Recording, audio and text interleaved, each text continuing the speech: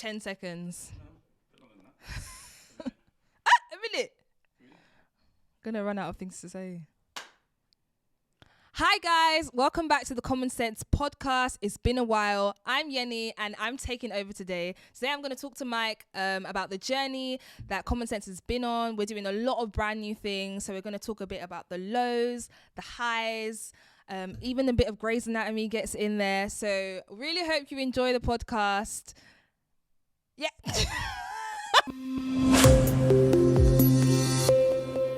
want more than just a piece. Wanna be heard from the west to the east. I worked in my craft and I prayed for my time on the scene. The man have never left my team. 19, learned the right creed. Nah, I'm not a right breed, but I might be. In my crease, Nikes, hit up my G. I'll still never sell out my theme. Well, you know about heritage. You go inherited. Don't chill with this. Mike, lots to talk about. Look, there is a lot to talk about. Okay, lots to find out. Right, so I do this thing when I meet new people. I ask them a set of 3 questions. It's from Grey's Anatomy. So like, you know, medical trauma, emergency. Yep. So when people come in with injuries or whatever, they ask these 3 questions to assess their level of consciousness. Got you. So you don't know if I'm conscious. Well, it's to find out more about common sense. Okay, that makes sense. Yeah. But Well, it's going to be a long 30 minutes. okay, so the first question, it would be, do you know who? But seeing as we're speaking about common sense, do you know what you are? Yeah, I mean, how deep do you want to get? It's entirely up to you. You can be as deep or as shallow, as short or as long. Well, oddly enough, when you said that, it reminded me of a quote by Miles Davis. And I must say, you didn't tell me this beforehand, you know, so that quote came to mind. And for those who don't know who he is, he was a well-known kind of, musician, but a jazz trumpeter, like, you know, one of the greats. And he once said, like, he's one of the greats, you know, kind of folks, one of the guys who would kind of define jazz culture, just a really amazing guy. And he said once that, it took me a long, long time to learn how to play like myself, right? So he kind of spoke about how when he was starting out, he would watch the greats and they would kind of influence how he played. And then later on, he grew confident enough, you know, to start learning his own kind of voice. But it took a long, long time, essentially, for him to learn his voice. And I think in a similar way, you know, we've gone through lots of different iterations as we're trying to figure out where we are. I remember when I first started, I had the kind of tech startup vibes. I would wear shorts everywhere, and every show we did would be me like with a t-shirt. And I remember someone was like, "No one will take you seriously unless you wear a suit, a jacket, or whatever." Yes, I just started wearing a suit. I had like the 2 blazers that I did to change. You know, you'd know what shirt it was based on what blazer I was wearing. You know, and I'm just doing all these things, trying to look like, say, the BBC or look like other outlets. And now I think I'm a bit more self-assured. I think even as an organization, we're a bit clearer about what kind of realm we want to be in and how we want to sound. And I think we're finding our voice, but we're definitely way further ahead now than, say, when we were 2 years ago, where it was just like, what's the BBC doing? How do we do that? No, what's X, Y, and Z doing? How do we do that? So was that the beginning 2 years ago? Like how tell us more about how it started. 2017 is technically when we began. 2019 is when we became, I would say, like a proper organization. But 2017 was when we did the crowdfunder. You know, some people listening to this will remember 2017, we basically tried to raise £100,000 in 50 days, right? You know, through a Kickstarter campaign, random people online gave us money. Some people listening gave us money.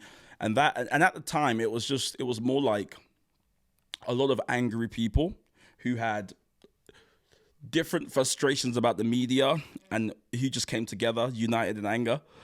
And then 2019 was when we kind of formalized a bit more and said, okay, cool, here's what a business actually looks like. Here's how we might actually grow, you know, as a company and not just be, you know, just a bunch of angry people at the media. So that was like the idea behind the inception, to try and get like a voice for all these people with different opinions. Honestly, we were just not happy with what was on offer. Like, so when I was, the kind of first conversation I had about common sense becoming a thing was when I was having lunch with a friend of mine called Anne in Manchester. And we were she was in my apartment, we were just having lunch or whatever it was. And I was just like, we were just really annoyed about the mainstream media and the fact that you had like a left-wing corner, a right-wing corner, and like it was just dead, to be quite frank. Like I found it very, and as someone who like changes their mind a lot, is very kind of like inquisitive, I always found it odd trying to fit into like one corner. So we were like, let's just build something that's for the confused people who are kind of, you know, moving around. Which is most people as well. Like if you don't have a specific like I think it's strange how you can determine someone's views on abortion, say, because of their view on like capitalism. Like it seems weird to have like either an extreme. And if you don't have an extreme, where do you go? I mean, I agree with you. I think we're kind of in a space now where, as you've said, you know, people are so unwilling to go on like thought journeys and to kind of explore and to think. They just kind of go, okay, I'm left wing. What's the left wing position on said thing? And how do I just follow that? Or I'm right wing, you know, how do I follow that? And it's just like, what about actually exploring and doing that thing that I enjoyed university for?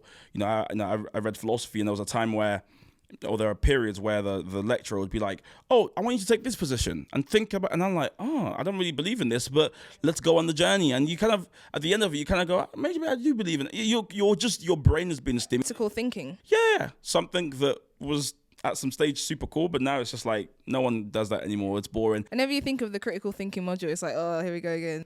Well, I always think of critical race theory every time I hear the word. Really? Yeah. But let's not go into that. Okay, cool. That's very interesting. So, you sound very believable. I am. I'm actually interested. Well, my second question. So the first one was, do you know who I am? Who you are? Yeah. The next one would be, I'm trying to decide which one to ask first. Okay. Do you know where you are? Geographically? We are opposite Beckenham Junction train station. Start there. We're in a new space. Yes, we are. So you might have noticed things have changed a bit. We're in a new space. We just got the space. This is going to become the creative hub for everything we do. We will be commissioning a range of shows and a range of kind of documentaries and bits and bobs coming from this very room. You won't just see my face. You'll see lots of different... Thank goodness. What'd you say? Listen back to the audio. So you'll see lots of different faces, you'll see lots of different stories, hopefully lots of different perspectives, and yeah, man, we're gonna create really amazing content from this space, and I'm kind of excited about that. I'm excited too. I've heard a bit of the background ideas. It takes a lot. I think people don't realize, like, you know, you can just put your phone and, you know, up and record something, but to get something out that's good, it takes time.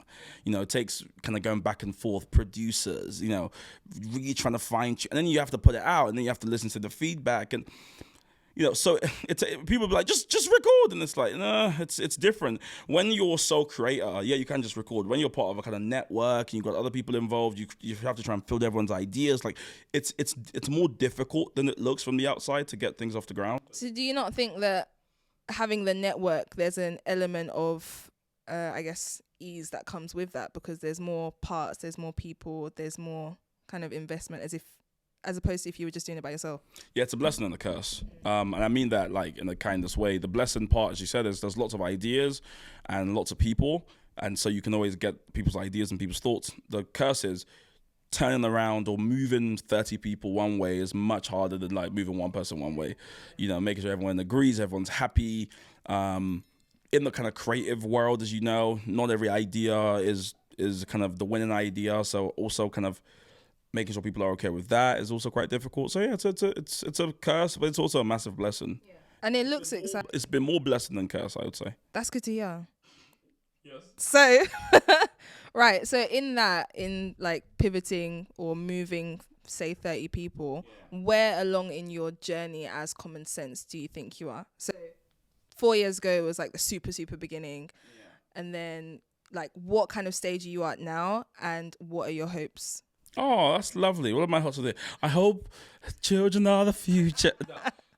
I think we're at an inflection point. And what I mean by that is, you know, suppose we've have a graph that's been going this way. I think we're here, and that could happen. And sure, me saying that on camera is like, you sure you want to say that on camera? What if it doesn't happen? I genuinely feel it in my guts. In my guts, I feel like my ancestors are It's very passionate. it's in my gut. I feel like we're at an inflection point. What I mean by that is failure has been helpful because it's helped. It's like I've got rid of the nerves, if you know what I mean. When you fail and you fail a lot, you're like, oh, I failed. Like the worst thing that could happen has happened. We put shows out that no one watched, right? We've kind of worked really hard on something and it wasn't well received. So we've done all that, and now it's like, okay, cool. Now we kind of have a sense of what might work. Let's kind of double down on excellent content. Let's put it out there. Let's double down on this edutainment as we've spoken about before. Let's really make stuff that's remarkable that folks will go, oh my gosh, that really taught me something, or that really helped me in this way. So, I think just kind of that freedom and that ease is where we're at now. And I think the best and most creative pieces come from that ease and kind of like, let's go kind of vibe, which is where we're at right now. People bring shows to me. I'm like, let's do it.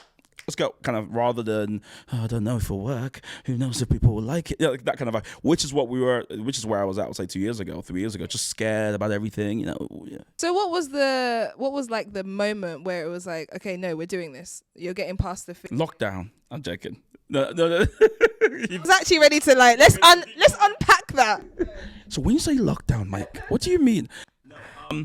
I don't know. It's a myriad of things. I'm older. I'm not as young as I used to be. There's that sense of whatever. I don't care anymore kind of vibe, right?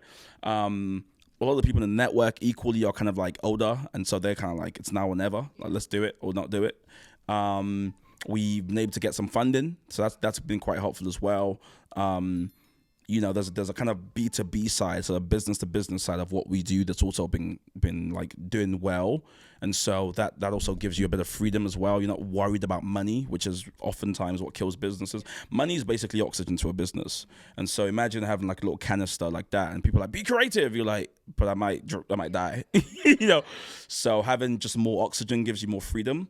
So yeah, it's all those different things, and yes, maybe there is a kind of mental hurdle I've kind of overcome now where I'm like, yeah, let's just do it. I don't know why. Maybe I was meditating some time. I don't know. Meditating. Yeah, I meditate. Do you meditate?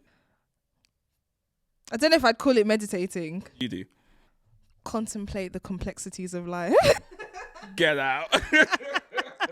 What does that even mean? Have you not heard that saying? No. You haven't? No. Have you ever... I can't remember the exact... Is it from Grey's Anatomy? No, it's not from Grey's Anatomy. You think you know from Grey's Anatomy? Grey's Anatomy has some good life lessons. I said this before, obviously, in our first take. It is. Why are you exposing me like that? It is secondary to Scrubs. I reserve my comment. I think you believe that as well. This is supposed to be like your shining moment. Like, I didn't. don't make enemies. Like, I don't really get why you people watch. You people. Listen to this. I think I can tell who people are based on the 3 top series they enjoy. Okay. Know what their taste is like. Okay. I can hear that. So you give me. So I'm guessing Anatomy is one of them. It's like background show. Okay, give me 3 shows that you'd say I watch, and these kind of not define me, but you think are like. I'm gonna be really annoying because I know this is not the answer that you want, but I'm not actually a show watcher. Just give me 3. I watch YouTube Give me 3. shows. Give us 3. Go on. From YouTube. No, 3 series that you've seen that you think. Yeah. I am using this to judge you. Turn into an interview of me. No, I'm just curious. Okay, Money Heist.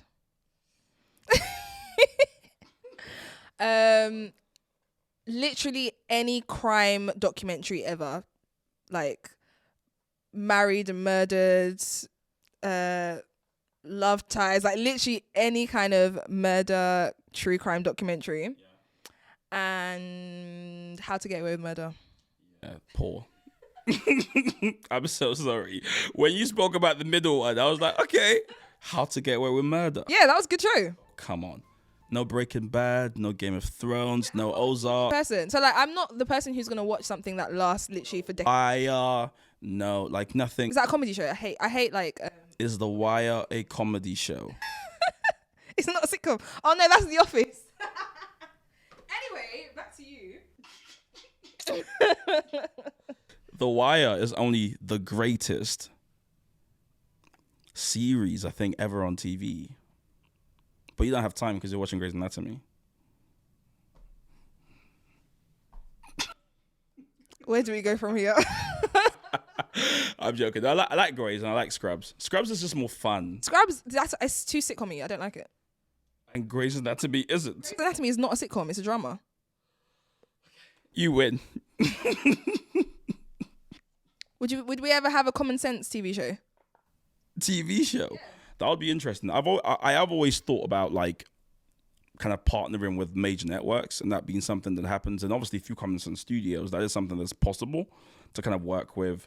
But I think it will happen it's more likely to happen with like a streaming service than it would happen with like a TV kind of company. Like a network or something. Like with like this is me kind of jumping the gun here, but like with say a Netflix or Amazon Prime or Hulu. Okay, yeah, I understand. There's a clearer path there. So let's say we create a really interesting show that does really well online, and then we want to do one like special series, and you know, a Netflix says, oh, you know, we really like that show. Netflix documentary. Yeah, or something like that, or do it on our platform. I think that's a lot more likely. Is that part of the vision, or it's just if it happens? I mean, it's kind of I don't have it written down somewhere that I want it to happen, and there's no roadmap there. But I think it is what happens once you start creating shows that do well. Networks pick it up. They go, hey, we got an audience. We want your audience. You know, here's a bag of money. You know, put it on our platform. And if the show is built that way, then we can actually kind of reach more people. Then we do it. Yeah. Cool. Would you like to be part of that? If you can afford me. Know your worth. Sisters, you better know your worth. I mean, you're lucky I'm even here, to be honest. But Thank you. Pulling you back a little bit. Okay. Actually, I think this will fit into the third and final question. Well, third section. Do you understand what has happened to you? This is the third Grey's Anatomy question. Do you understand what has happened to you as Common Sense Network?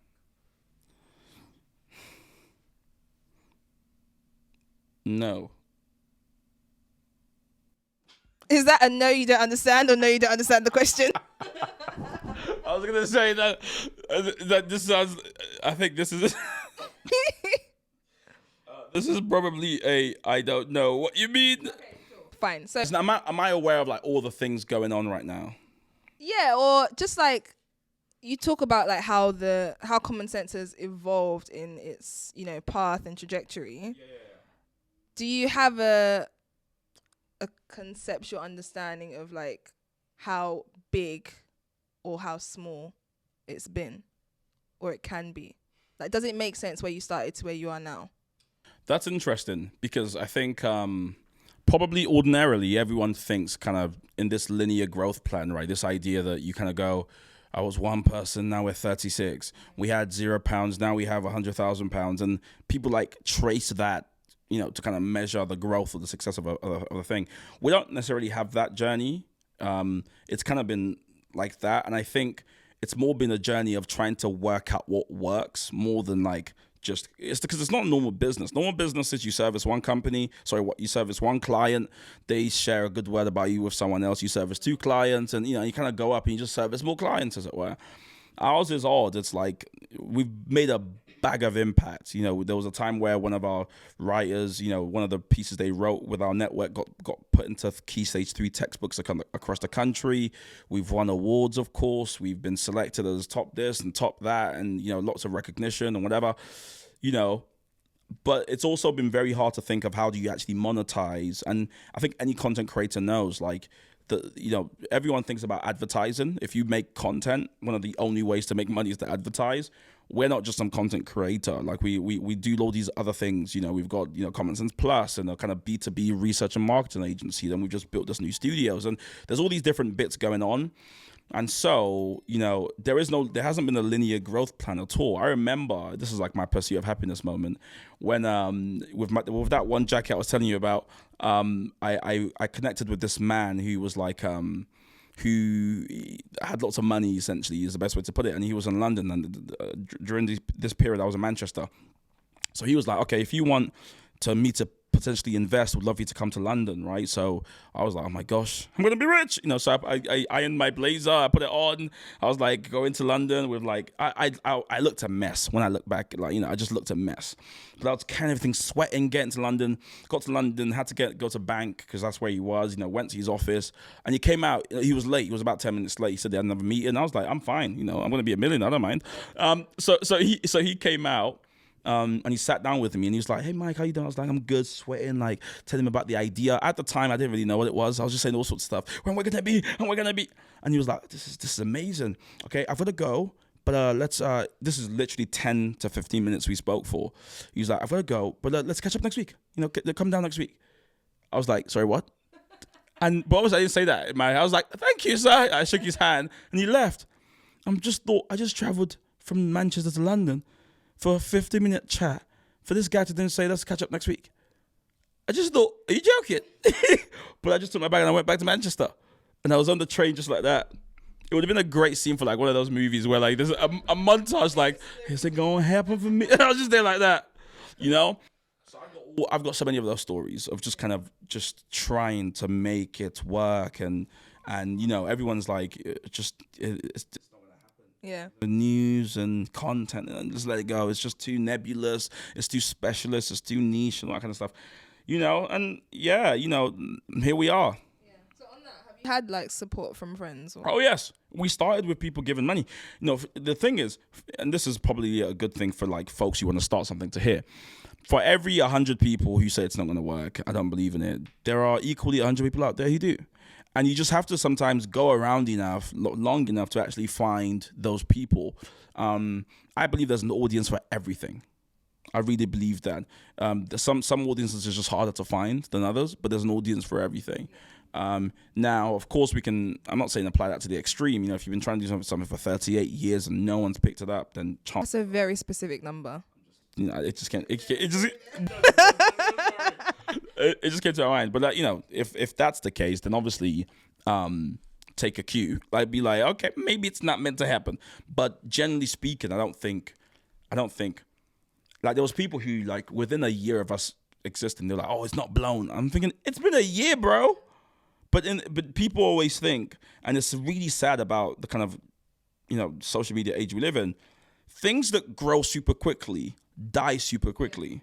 Things that take a long time to grow, they tend to last a lot longer because the bonds and the depth and the relationship you have with, say, the audience, it's just so much deeper than like, oh, it was really cool, and then they just kind of go away. A foundation to like balance yourself on as well, because like when something is quick, it kind of is, you're either lucky or you're not.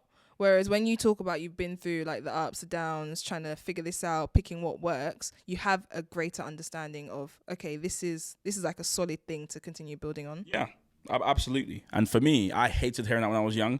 Like, I had some mentors who'd be like, it's only been 3 years. And I'm like, yeah, but 3 years too long. I'm like, it's been 3 years too long.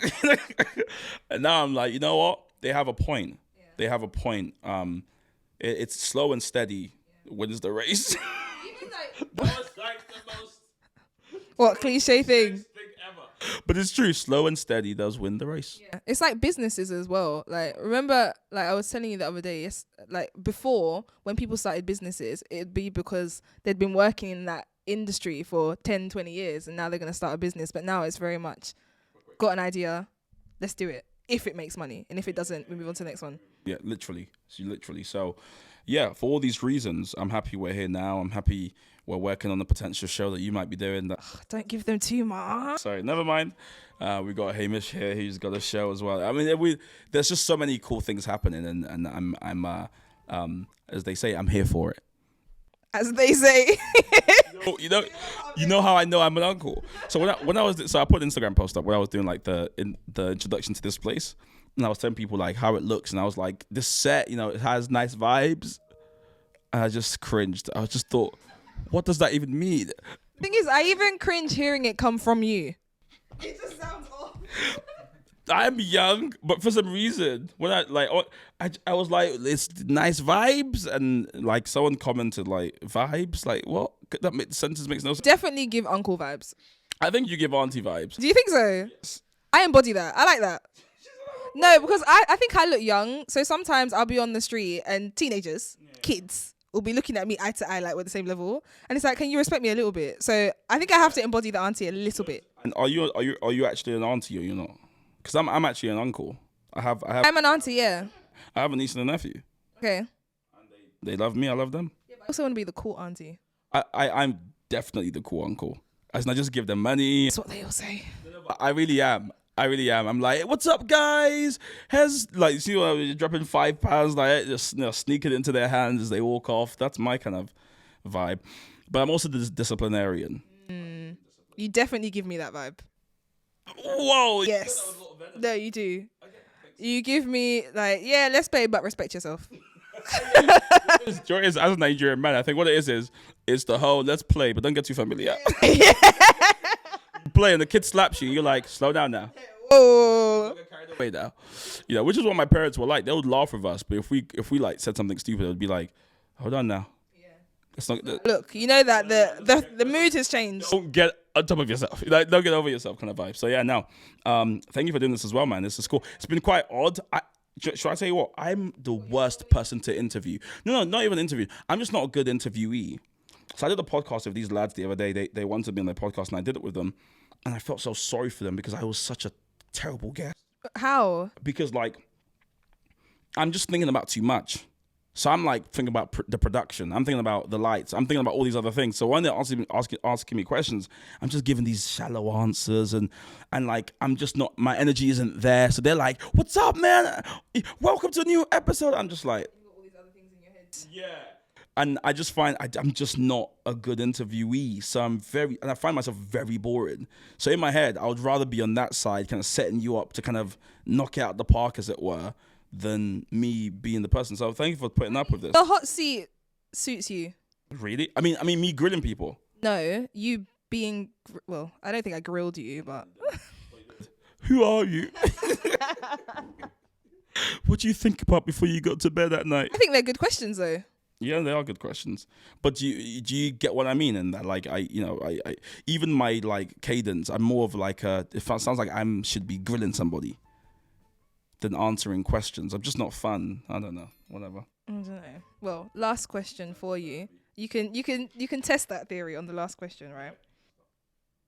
So, what can we hope to see going forward? What do we have to be excited about? Right. I think there's a lot. I cannot lie. If you haven't subscribed yet, you should.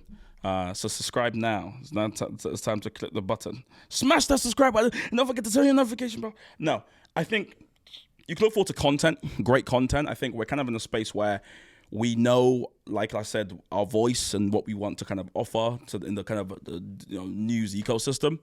So yeah, you can look forward to seeing some really well-produced, kind of well-thought-about content. Funny things, down to earth stuff, edutainment stuff that will educate you, but also leave you laughing, heated debates and discussions about things that matter. I'm hoping to I don't want to keep taking the same faces and just put them in different shows. I'm also looking forward to profiling new people, introducing new people, to an audience, and just I think my pledge to people is whatever we put out, they can be sure it will be excellent and well thought about. It won't just be a random conversation with two people. It's something that we've thought about.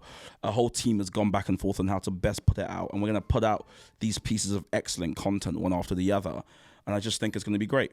And I want this, as I said it before, I want this room when we leave it to be full of laughter and just joy. That is so lovely. I might just cry. Please, you ruin your makeup. Oh, I'm not wearing makeup, but Oh, I woke up like this. But thanks so much, Mike. This has been very fun conversation. It has been good. It's been a good one, and I look forward to more, especially when you get going. Oh, that's it. Okay, good.